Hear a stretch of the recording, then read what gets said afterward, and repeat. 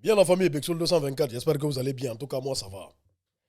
L'histoire de ce monsieur que vous voyez là en image, du nom de Marcellus Williams, afro-américain, secoue en ce moment même les États-Unis. Sur la toile, les gens en parlent. Si vous partez partout sur les réseaux, les gens en parlent. Ah oui. Ce monsieur a été exécuté dans l'État de Missouri pour un crime qu'il n'a pas commis. Il est fort probable qu'il n'a pas commis le crime pour lequel il a été exécuté. Vous savez, les États-Unis, c'est le pays le plus raciste au monde. Ah oui, le racisme du côté des États-Unis, ce n'est pas du jeu. C'est le haut niveau. Je vous raconte l'histoire selon ce que j'ai compris. C'est pour une affaire qui remonte à 1998. Une femme a été tuée. Et lui, il a été arrêté au pif, inculpé. Sur quelle base? Sur la base du témoignage de deux personnes qui étaient en prison. Ah oui, ils ont témoigné contre lui. En contrepartie, ils les ont promis des réductions de peine. Ils les ont promis aussi de l'argent et tout ce qui s'ensuit. Voyez-vous, sur cette base, il a été jugé, je crois, en 2003 et condamné à mort. Et il y a eu beaucoup de rebondissements. Il y a eu beaucoup de rebondissements. Dernièrement, en 2017 ici, on dit que les tests ADN ont prouvé clairement qu'il n'était pas sur le lieu du crime. Mais malgré tout, le gouverneur de Missouri, il s'appelle Mike Person, le vieux blanc que vous voyez là, le Sisra que vous voyez là, a décidé de l'exécuter. Une pétition a été lancée. Dernièrement ici, une pétition a été lancée et la pétition a été signée par plus de 1 million de personnes.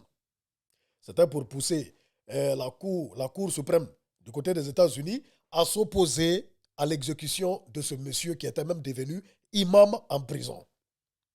Mais malgré tout, le gouverneur de Missouri en a décidé autrement et finalement, il a été exécuté pour un crime qu'il n'a pas commis. Parce que bon, rien ne prouvait que c'était lui.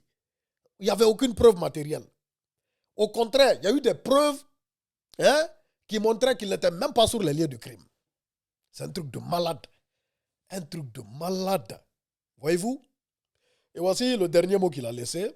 Il dit louange à Allah en toute situation.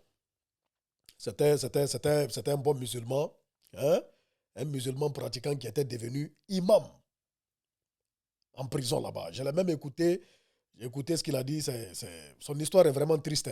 Ouais, aux États-Unis, ah, ça a beaucoup changé, mais le racisme bat son plein là-bas.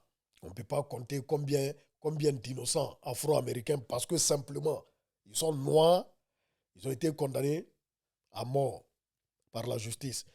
Ou condamnés et libérés 30 ans après. C'est-à-dire on voit des gens qui ont fait 30 ans de prison, 20 ans de prison, 10 ans de prison pour des crimes qu'ils n'ont jamais commis.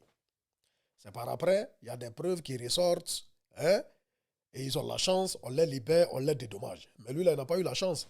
Il est tombé sur un gouverneur sans scrupules, qui n'a pas de cœur. Voyez-vous?